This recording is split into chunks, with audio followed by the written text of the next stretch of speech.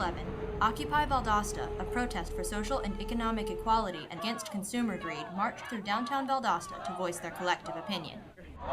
We are trying to accomplish is bring attention to people that 1% of people in this country rule everything. And we're saying, no, this is time to end.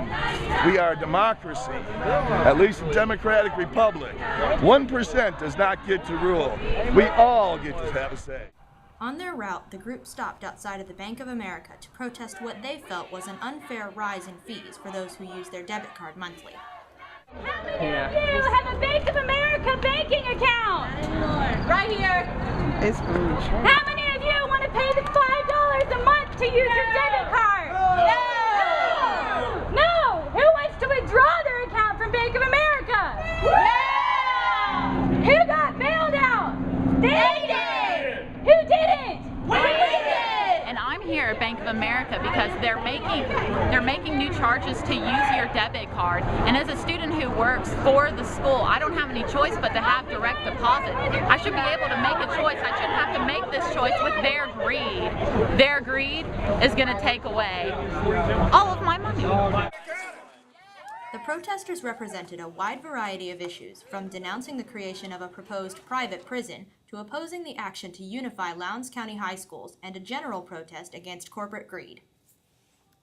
I would like to see a more focus on helping us create jobs instead of funding wars, funding different reforms that do nothing but separate the middle class further from the top 1%.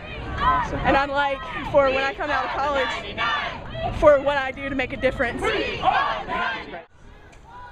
The protesters also picketed outside the Valdosta Daily Times to voice their opinion on what they called a lack of transparency and coverage in today's news media. However, some onlookers were not in agreement with the protesters' messages.